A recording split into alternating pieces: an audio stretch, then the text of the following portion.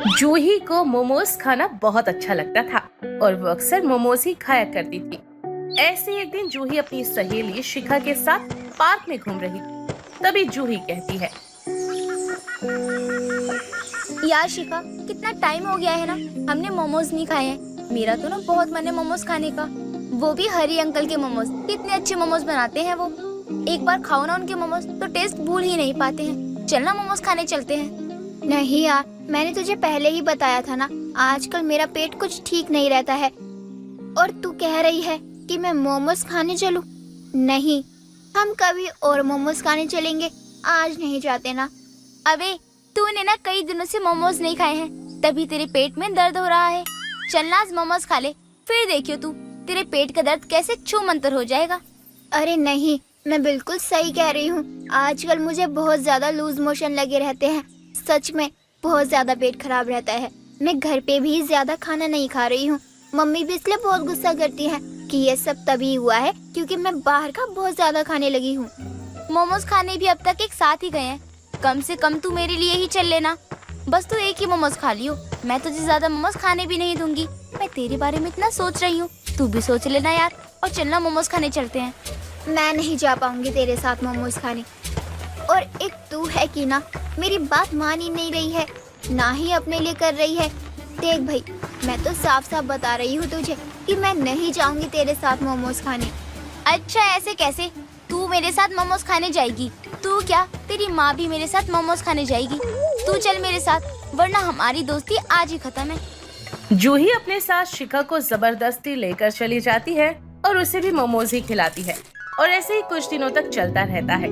जूही हमेशा ही मोमोज खाती रहती। उसकी वजह से उसके आसपास के लोगों को भी मोमोज ही खाने पड़ते थे।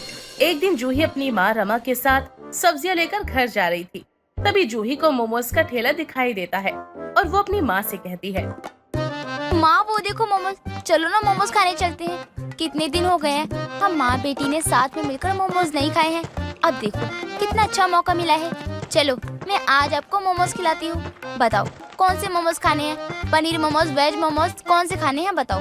अरे मैंने इतने फल लिए हैं, पैसे कहाँ ही बचे हैं मोमोज खाने के लिए। ऊपर से तू कमाती ही नहीं है और तू बोल रही है कि तू आज मोमोज खिलाएगी, वो भी अपने पैसों से।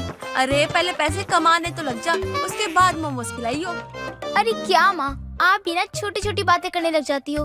अरे मैं तो आज माँ बेटी को समय बिताने के लिए लेकर आई हूँ, और आप हो कि अलग ही बोल रही हो कि मैं पैसे कमाने जाऊँ।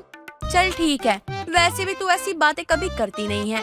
आज इतने दिनों बाद तू बोल रही है कि माँ बेटी आज साथ में समय बिताएंगे, तो मैं तुझे मना नहीं करूँगी। चल चलते हैं मोमोज खाने। जूही और रमा मोमोज खाते हैं और घर चले जाते हैं। कुछ दिनों बाद जूही घर पर बोर हो रही थी और अकेली भी थी। तभी जूही खुद से बात करते हुए कहती है, अरे यार कितना बोर हो रही हूँ, ऊपर से भूख भी बहुत तेज लगी है। माँ भी ना किसी के घर में भी ऐसे ही मुंह उठाकर चली जाती है, भले ही कोई बुलाना चाहे या फिर ना बुलाना चाहे। लेकिन अब माँ की वजह से ही सही, लेकिन घर में अकेले तो फंस गई हूँ ना मैं। ये भगवान, अब मैं क्या करूँ तो क्या करूँ? वैसे अगर कोई नहीं है घर पे तो मेरे लिए बहुत अच्छा मौका है। मैं घर पर अपने लिए मोमोज बना के खा सकती हूँ, और वैसे भी मोमोज बनाना इतना कठिन भी नहीं है। चलो फिर आज मोमोज ही बनाते हैं। जितना मन होगा ना उतने मोमोज खाऊंगी मजे से। जूही अब खुद ही मोमोज बनाने लग जाती है। कुछ देर बाद जब मोमोज बन जाते हैं तो जूही मोमोज खाती है और वो मोमोज जूही को भी बहुत अच्छे लगते हैं। अरे वाह वाह यार जूही, मुझे तो पता ही नहीं था कि मैं इतने अच्छे मोमोज भी बना लेती हूँ। मैंने इतने बढ़िया मोमोज बनाए हैं, फिर भी मैं दुकान में जाकर पैसे देकर मोमोज खाती हूँ। चलो अब जो भी हो गया सो हो गया। अब तो मुझे मोमोज बनाने आ गए हैं, अब मैं खुद ही अपने लिए मोमोज बनाकर खा लिया करूँगी। जूही को मोमोज बनाने आ चुके थे और अब वो खुद के लिए मोमोज बना लिया करती और ऐसे ही रोज वो अपने लिए मोमोज बनाती और खाती रहती। ऐसे ही कई दिन निकल जाते हैं। कुछ दिनों बाद जब जूही मोमोज बना रही थी तभी उसकी माँ उसे देख लेती है और वो जूही से कहती है, अरे बस कर जा बेटा, अब बीमार पड़ेगी तभी मानेगी क्या? इतने मोमोज कौन खाता है? तेरी तबीयत खराब हो जाएगी। तू तो पागल है, रोज रोज मोमोज बनाती रहती है। कभी तुझे अलग खाना बनाने का बोल दूं तो तुझसे वो होगा नहीं, लेकिन मोमोज तो बहुत जल्दी बनाती है। माँ, पसंद के लिए तो कोई भी कुछ भी करने को तैयार हो जाता है, और मोमोज मुझे पसंद है तो मैं भी मोमोज के लिए कुछ भी कर सकती हूँ। और वैसे भी अब तो आपको भी पता है कि मैं कितने अच्छे मोमोज बनाने लगी हूँ, तो आप ये कैसे कह सकती हो कि मैं मोमोज ना बनाऊँ या फिर मोमोज को खाऊं ही ना? अरे अगर पसंद है तो खाऊंगी भी और बनाऊंगी भी। आपके लिए तो मैं बना रही हूँ, आप इतना टेंशन क्यों ले रही हो? जूही अपनी माँ की बातों पर ध्यान नहीं देती और ऐसे ही करती रहती। कई दिन निकल जाते हैं। कुछ दिनों बाद जूही की दोस्त शिखा घर पर आती है और जूही शिखा को अपने बनाए मोमोज खिलाती है। वाह यार, तू तो मोमोज खाते खाते अब इतने अच्छे मोमोज भी बनाने लग गई है। ये तो बहुत अच्छे मोमोज बने हैं। मुझे नहीं पता था कि तू इतने अच्छे मोमोज बना लेगी। क्यों, मानती है ना कि मैं बहुत अच्छे मोमोज बना लेती हूँ? हाँ हाँ, बिल्कुल मानती हूँ। इसमें तो कोई शक वाली बात ही नहीं है। तू तो बाहर जो मोमोज बेचते हैं उनसे भी काफी ज्यादा अच्छे बनाने लगी है। मेरी मान तो तू अब अपना मोमोज का ठेला लगा ले, खूब कमाई होगी तेरी। वैसे भी अब लोगों को अच्छी चीजें कहाँ ही ज्यादा पसंद आती है, इसलिए मोमोज तो लोग बड़े चाव से खाएंगे और इसी बहाने तू कुछ पैसे भी कमा लेगी। शिखा की बात जूही को बहुत ही सही लगती है और वो अपना खुद का ठेला लगा लेती है। लेकिन जूही अपने ठेले से खुद ही सारे मोमोज खाने लगती है और ऐसे एक दिन एक लड़का जूही के पास आता है। एक प्लेट बढ़िया सा पनीर मोमोज लगा दीजिए। माफ करना भाई साहब, मोमोज तो खत्म हो गए। क्या कहा खत्म हो गए? ऐसे कैसे खत्म हो गए? अरे मैडम, जब बेचना ही नहीं था तो ठेला लगा क्यों रखा है? तीसरी बार आया हूँ और तीसरी बार फिर से खाली हाथ जा रहा हूँ। अरे ये ठेला बंद करो और किसी सड़क पे ना कपड़ा बिछाओ और बैठ जाओ और वहीं बेचो। ये 2-4 मोमोज तो आपको बेचने होते हैं, वो तो वहाँ भी बिक जाएंगे, तो ठेला क्यों लगा रही हो? फालतू में समय बर्बाद कर दिया। लड़का सुनाकर वहाँ से चला जाता है और ऐसे ही कई दिन निकल जाते हैं। अब हर कोई जूही को ऐसे ही सुनाकर चला जाता। एक बार जूही मोमोज के ठेले पर खड़ी थी, तभी जूही के पेट से आवाज आने लगती है। अब मैं क्या करूं? घर भी इतना दूर है। थोड़ी देर रुक जाती हूँ, पेट की आवाज और प्रेशर दोनों बंद हो जाएगा। जूही का प्रेशर बढ़ने लगता है और कुछ ही देर बाद जूही भागते हुए घर जाती है और सीधा बाथरूम में घुसती है। जूही को लूज मोशन हो जाते हैं और वो बार बार बाथरूम जा रही थी। ये देखकर रमा बोलती है, अरे ये क्या हुआ? तू बार बार वॉशरूम क्यों जा रही है? माँ पूछो मत क्या हुआ, मेरे पेट में तो सुनामी आई हुई है। मेरी तो हालत ही खराब हो गई है। रुको माँ, मैं अभी आती हूँ। 2 दिन बाद जाकर जूही के दस्त ठीक होते हैं, तब जाकर उससे आराम मिलता है। रमा जूही के लिए सूप बनाकर लाती है। ले और खा मोमोज, और खा मोमोज की चटनी चटकारे लेके। अब वही निकल रहा है, अब आएगा तुझे मजा। माँ, अब तो मैंने तय कर लिया है कि मोमोज महीने में एक बार ही खाऊंगी। बड़ी दिक्कत हुई थी, ऐसे दस्त तो मुझे पहली बार लगे हैं। और इसी तरह जूही अब मोमोज खाना कंट्रोल में करती है और अपना ठेला भी बंद कर देती है। मुंबई में पली बढ़ी गायत्री शुभम के साथ अपना वैवाहिक जीवन बहुत अच्छे से बिता रही थी। गायत्री हमेशा सही खाना बनाने में बहुत अच्छी थी और उसे सबसे ज्यादा वड़ा पाव खाना और बनाना बहुत अच्छा लगता था।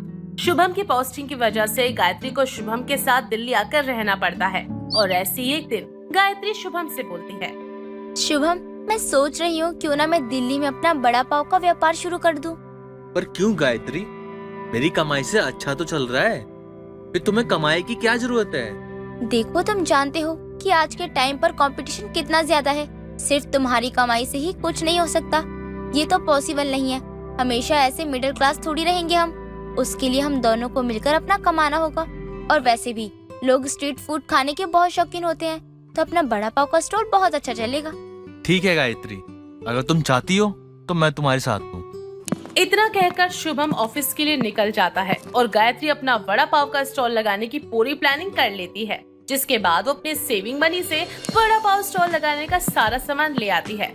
कुछ ही दिनों में गायत्री अपना वड़ा पाव का स्टॉल लगाना शुरू कर देती है। पहले ही दिन से गायत्री के स्टोर पर अच्छे ग्राहक आना शुरू हो जाते हैं, क्योंकि गायत्री के हाथों का वड़ा पाव बहुत ही स्वादिष्ट था। इसलिए जो एक बार उसके हाथ का वड़ा पाव खाता, वो दोबारा उसके खाने के लिए जरूर आया करता। एक दिन यूं ही एक औरत वड़ा पाव खाते हुए गायत्री से बोलती है, बेटा सच में तुम्हारे हाथों के वड़ा पाव के आगे तो सारे स्ट्रीट फूड फेल हैं। चाउमीन, फ्रेंच फ्राइड, मंचूरियन कुछ भी खा लो, पर तुम्हारे वड़े पाव की तो बात ही निराली है। अरे अच्छा तो होगा ही ना आंटी जी, जो वड़ा पाव मैं लोगों को खिला रही हूँ वो पूरी दिल्ली में आपको कहीं नहीं मिलेगा। पूरे मुंबई स्टाइल में बनाती हूँ। और ये चटनी देख रही हो ना आप, ये सब मैंने अपने हाथों से खुद तैयार की है। और मैं चाहती हूँ कि लोगों की जुबान पर मेरा वड़ा पाव का स्वाद चाय में शक्कर के जैसे घुल जाए। अरे बेटा खुल जाएगा, तेरा काम बहुत अच्छा है, तू यूं ही करती रह। ऐसे ही वो औरत वड़ा पाव खाने के बाद वहाँ से चली जाती है। दिन गुजरते हैं और गायत्री अपने वड़ा पाव के ठेले से बहुत ज्यादा मशहूर हो जाती है। अब सारा दिन गायत्री के ठेले के आगे खचाखच वड़ा पाव खाने के लिए भीड़ लगी रहती। बहुत सारे व्लॉगर्स गायत्री के वड़ा पाव ठेले का वीडियो बनाकर यूट्यूब और इंस्टाग्राम पर अपलोड कर देते हैं, जिस वजह से गायत्री की फैन फॉलोइंग और भी ज्यादा बढ़ जाती है। ऐसी एक दिन दो पुलिस वाले गायत्री के ठेले पर आते हैं और उससे बोलते हैं, गायत्री जी, आपको अपना यह वड़ा पाव स्टॉल यहाँ से हटाना होगा। क्यों हटाना पड़ेगा? क्योंकि आपके इस ठेले की वजह से पूरे रोड पर जाम लग जाता है। लोग आपका वड़ा पाव खाने के लिए इतनी ज्यादा भीड़ लगाकर खड़े हो जाते हैं कि आने जाने वाले गाड़ियों पर यहाँ पे दिक्कत होती है। अरे तो इसमें मेरी क्या गलती है? मैं वड़ा पाव बनाती ही इतना अच्छा हूँ कि लोग बार बार खाने के लिए आते हैं, तभी तो इतनी भीड़ रहती है साहब। देखिए मैडम, मैं आपको आराम से समझा रहा हूँ, वरना मुझे जबरदस्ती करना भी आता है। मैं आपका ये स्टॉल तोड़ भी सकता हूँ, जिससे आपका बिना बात के नुकसान हो जाएगा। इसलिए भलाई इसी में कि आप अपना ये स्टॉल यहाँ से हटा दो। देखिए साहब, मैं अपना वड़ा पाव का स्टॉल लगाना बंद नहीं करूँगी। अरे ये मेरा काम है, आपको भीड़ से दिक्कत है ना, मैं मैनेज करूँगी सब कुछ, लेकिन अपना स्टॉल लगाना बंद नहीं करूँगी। ठीक है मैडम, हम आपको वार्निंग देकर छोड़ रहे हैं, लेकिन अगर हमें हालात ज्यादा बिगड़ते हुए नजर आई ना, तो मजबूरन की हमें जबरदस्ती करनी पड़ेगी और आपके इस स्टॉल को यहाँ से उठाकर फेंकना ही पड़ेगा। गायत्री को वार्निंग देकर पुलिस वाले वहाँ से चले जाते हैं। गायत्री लोगों को मैनेज करना शुरू कर देती है और अब गायत्री के स्टॉल पर वड़ा पाव खाने के लिए भीड़ एक जगह लाइन बनाकर खड़ा होना शुरू कर देती है। वक्त गुजरता चला जाता है और हर दिन के साथ गायत्री और भी ज्यादा मशहूर हो जाती है। मशहूर होने के चक्कर में अब गायत्री में एटीट्यूड भी आ जाता है। ऐसे एक दिन एक कस्टमर गायत्री से बोलता है, बहन जी एक काम कीजिए, मुझे ना आप ना 6 वड़ा पाव ना पैक करके दे दीजिए। आपको 2 से ज्यादा वड़ा पाव नहीं मिलेंगे, सॉरी। पर क्यों नहीं मिल सकते, पैसे दे के खरीद रहा हूँ। देखिए, आप मुझे पैसे देकर खरीद रहे हैं, लेकिन ये जो इतने सारे लोग लाइन में खड़े हैं, इन्हें भी तो देना है ना। अगर सारे के सारे आपको ही दे दूंगी तो फिर ये लोग क्या खाएंगे?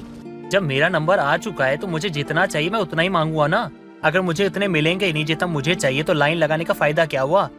देखिए तो जरा आपकी लाइन कितनी लंबी होती है। फायदा या नुकसान मुझे नहीं पता, लेकिन आपको 2 से ज्यादा वड़ा पाव पैसे देकर नहीं मिलेंगे। आपको चाहिए तो बता दो, वरना रहने दो। बहुत सारे लोग हैं जिन्हें वड़ा पाव खाना है। जितनी आप मशहूर हो ना, उतना ही ज्यादा फायदा उठा रही हो। और इतने नखरे क्यों दिखा रही हो? और भी बहुत सारे लोग हैं जो आपकी इज्जत करते हैं, आपका वड़ा पाव पसंद करते हैं, और आप यहाँ खड़े होकर नखरे एटीट्यूड दिखा रही हो। बेचते होंगे जो वड़ा पाव मैं खिला रही हूँ ना, वैसा स्वाद तो कहीं नहीं मिलेगा। अब आपको खाना है तो बताओ, नहीं खाना तो जाओ। गायत्री उस कस्टमर से उलझ जाती है और गुस्से में कस्टमर वहाँ से चला जाता है। अब हर दिन गायत्री की वड़ा पाव को लेकर किसी न किसी कस्टमर से बहस होती ही रहती। वहीं दूसरी तरफ गायत्री को कंपटीशन देने के लिए गायत्री के स्टॉल के साथ ही कई और लोगों ने भी वड़ा पाव का स्टॉल लगाना शुरू कर दिया, जिसकी वजह से गायत्री के काफी कस्टमर दूसरे स्टॉल की तरफ रुख करना शुरू कर देते। ऐसी एक दिन एक ब्लॉगर गायत्री का वीडियो रिकॉर्ड कर रहा होता है, तभी गायत्री बोलती है, अब लोगों ने मेरे स्टॉल को देखकर वड़ा पाव का स्टॉल तो खोल लिया, लेकिन वही बात जो मैं हमेशा से कहती आई हूँ, जो स्वाद मैं खिला रही हूँ वो स्वाद पूरे इंडिया में कहीं नहीं मिलेगा। इसीलिए 10 स्टॉल खुले या 100 स्टॉल खुले, मेरे कस्टमर तो मेरे ही रहेंगे। लोगों का तो काम ही होता है कंपटीशन करना। मैं किसी कंपटीशन से नहीं डरती हूँ। पुलिस वाले भी आए थे मुझे धमकाने, पर मैं नहीं डरी, अपने काम पर टिकी रही। इसलिए जिसे जो करना है ना वो कर ले, मुझे तो कोई फर्क नहीं पड़ता। गायत्री का ये वीडियो सोशल मीडिया पर खूब धमाल मचाता है, पर गायत्री के बढ़ते नखरों की वजह से धीरे धीरे उसके कस्टमर घटना शुरू हो जाते हैं। ऐसे एक दिन शुभम गायत्री से बोलता है, गायत्री, तुम्हारे वीडियो कितने वायरल हो रहे हैं कि तुम कस्टमर के साथ रूड बिहेव करती हो। मैंने क्या गलत किया है? लोग जैसा मेरे साथ बिहेव करेंगे वैसा ही तो जवाब दूंगी ना। और वैसे भी मेरे स्टॉल पर सारा दिन वड़ा पाव खाने के लिए इतनी ज्यादा भीड़ लगी रहती है, मुझे समझ नहीं आता कभी कभी कि मैं कस्टमर को हैंडल कैसे करूं। ऐसे में कस्टमर अलग अलग डिमांड करने लगते हैं तो आ जाता है गुस्सा। मैं समझ सकता हूँ, लेकिन फिर भी मैं यही कहूँगा, अगर तुमसे कुछ हैंडल नहीं हो रहा तो मैं स्टॉल बंद कर दो, लेकिन ये कंट्रोवर्सी मत करो। मुझे क्या करना है और क्या नहीं, ये मुझे आपसे पूछने की जरूरत नहीं है। अपने वड़ा पाव से मैं कितनी ज्यादा मशहूर हूँ, ये बात मुझे अच्छे से पता है। मेरे बनाए हुए कस्टमर यूं ही किसी भी टेम्परेरी वड़ा पाव के स्टॉल पर नहीं जाएंगे। जीत तो मेरी ही होगी, फिर चाहे मेरे से कंपटीशन में कोई 1000 वड़ा पाव के स्टॉल क्यों न लगा ले। ओवर कॉन्फिडेंस में गायत्री शुभम से भी बहस करके बैठ जाती है। वक्त गुजरता चला जाता है। गायत्री अपना वड़ा पाव का स्टॉल यूं ही चलाती रहती, पर उसके नखरे देखकर उसके बंधे बंधाए कस्टमर भी अब धीरे धीरे कम होना शुरू हो गए थे। और अब गायत्री के कस्टमर के साथ मिसबिहेवियर के वीडियो बनाकर कैप्शन में वड़ा पाव वाले के नखरे लिखकर अपलोड करना शुरू कर देते। ऐसे एक दिन दूसरे स्टॉल वाली महिला एक वीडियो रिकॉर्ड करते हुए गायत्री के खिलाफ बोलती है। गायत्री जी को ऐसा लगता है कि वो वर्ल्ड के बेस्ट वड़ा पाव सेल कर रही है, लेकिन ये सरासर गलत है। हर किसी इंसान के हाथ में एक अलग स्वाद होता है और कस्टमर तब तक ही एक स्टॉल पर टिके रहते हैं जब तक उन्हें उससे बेहतर स्वाद न मिले। हम सभी लोगों ने इतने सारे स्टॉल लगाए हैं और सबके पास अपने बराबर के कस्टमर है। हम कस्टमर के डिमांड के जितना हो सके उतनी पूरी कोशिश करते हैं। गायत्री जी की तरह उनके नखरे करके नहीं दिखाते और ना ही उनके आगे कोई लिमिट रखते हैं। इसीलिए अब उनके कस्टमर भी हमारे पास आना शुरू हो गए। इस वीडियो के बाद से गायत्री और बाकी सभी लोगों के बीच में कंपटीशन और भी ज्यादा बढ़ जाता है, पर गायत्री अपने नखरों से टस से मस नहीं होती और धीरे धीरे गायत्री के कस्टमर बिल्कुल ही कम हो जाते हैं, जिसकी वजह से गायत्री बहुत उदास हो जाती है। ऐसे ही एक दिन शुभम बोलता है। गायत्री, मैंने तुम्हें पहले ही समझाया था, कस्टमर की मांग को पूरा करना एक सेल्समैन का रूल ऑफ बिजनेस होता है। अगर तुम यही सही से फॉलो नहीं करते तुम्हारी कोई वैल्यू नहीं है। तुमने अपने वड़ा पाव स्टॉल को बहुत अच्छा शुरू किया, इसमें कोई शक की बात नहीं है, लेकिन धीरे धीरे तुमने अपनी मशहूरियत से अपने नखरे को इतना ज्यादा बढ़ा लिया कि कस्टमर खुद ही तुमसे दूर होने लगे। इसी बात का फायदा बाकी लोगों ने उठा लिया। मैं यही कहूंगा, तुम नई शुरुआत करो और वापस से सब कुछ पहले ऐसा करने की कोशिश करो, शायद इससे थोड़ी हेल्प हो जाए। अपने पति के समझाने पर गायत्री को थोड़ा हौसला मिल जाता है। इसके बाद गायत्री वापस से अपना पहले वाला बिहेवियर कस्टमर के साथ करना शुरू कर देती है और अब वो बिल्कुल भी नखरे नहीं दिखाती और धीरे धीरे फिर से गायत्री का वड़ा पाव का स्टॉल पहले की तरह हरा भरा और खुशहाल हो जाता है। दोस्तों, अगर आपको ये कहानी पसंद आई तो इसे लाइक करें, शेयर करें और कमेंट करके बताएं कि कहानी में आपको सबसे अच्छा क्या लगा।